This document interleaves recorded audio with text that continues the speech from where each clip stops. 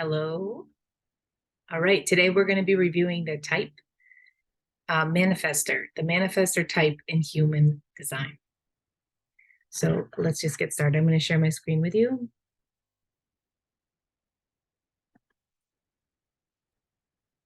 Oh, I didn't do it yet. Okay. I just start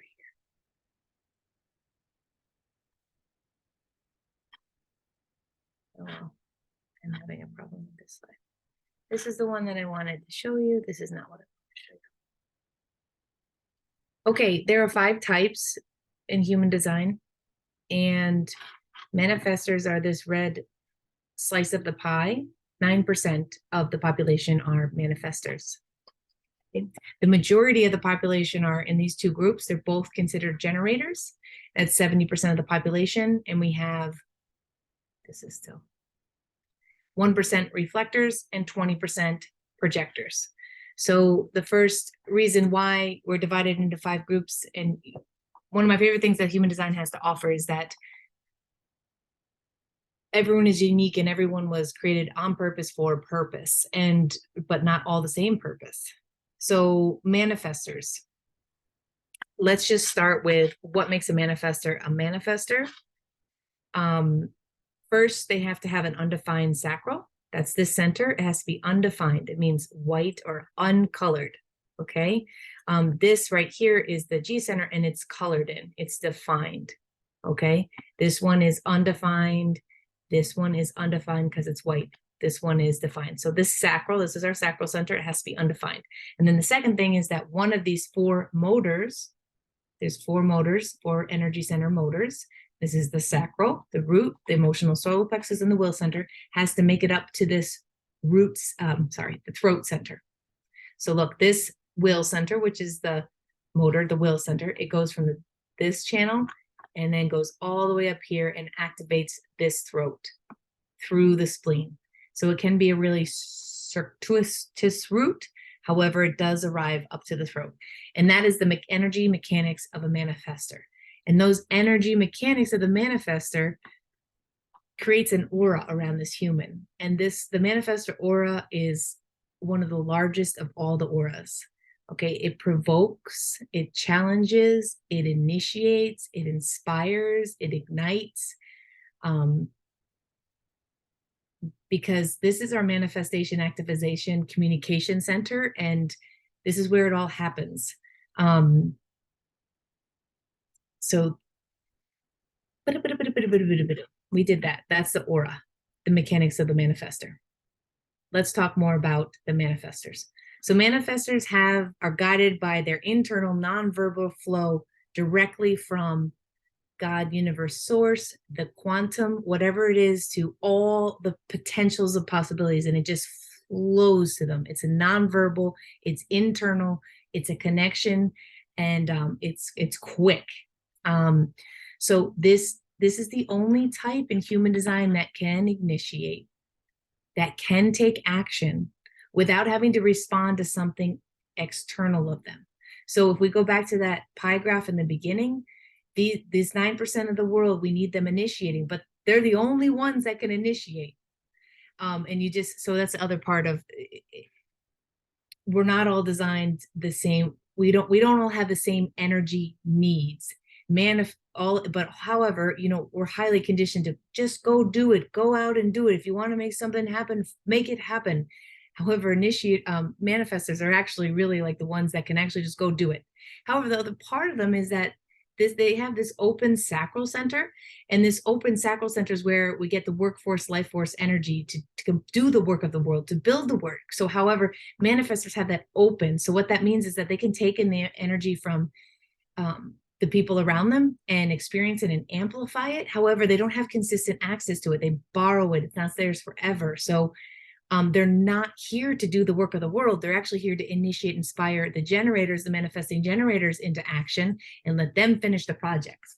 So we all need each other, because we all have different energy needs and requirements, and it all flows differently between our energy centers, all these energy centers.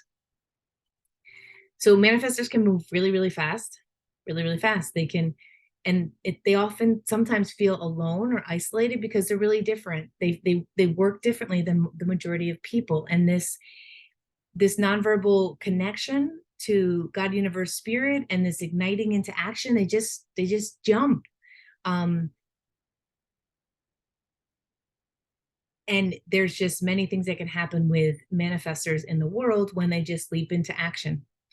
Especially as a child, children, manifestors just go because and sometimes it's not always the safest thing for manifest. So thinking of a mother trying to keep their child safe and a manifestor child just wanting to jump and be guided and not know all of a sudden without any information, so.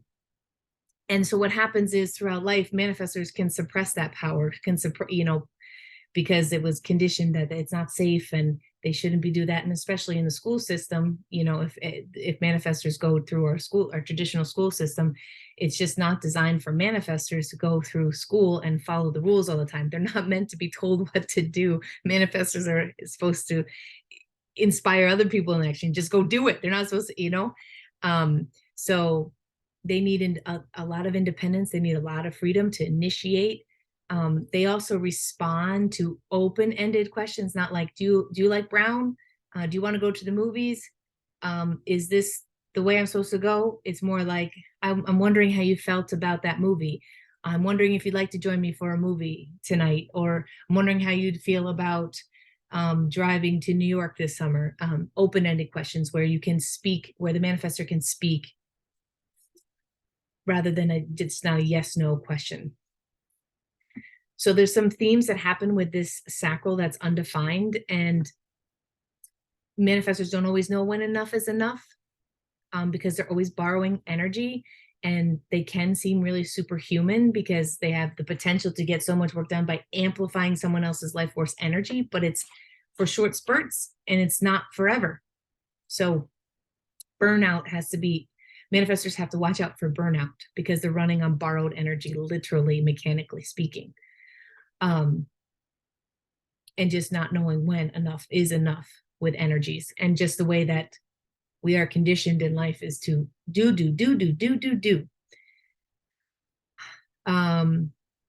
Again, yet they're not designed to do all the doing. So in an ideal world, manifestors would work with the generators and inspire them into action, and manifestors will go do generators will go do all the doing, and the manifestors would just keep doing the inspiring, igniting, provoking, and this energy symbiosis would happen. Okay, I'm just reviewing to make sure there's nothing else that I want to say here. So we're starting, oh yes, there was. Every type, all the 5 types have themes. You see this up here. And the manifesting theme is peace and anger.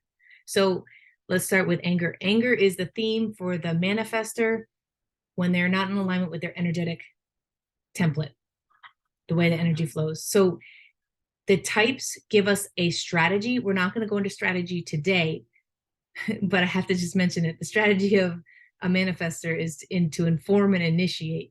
And so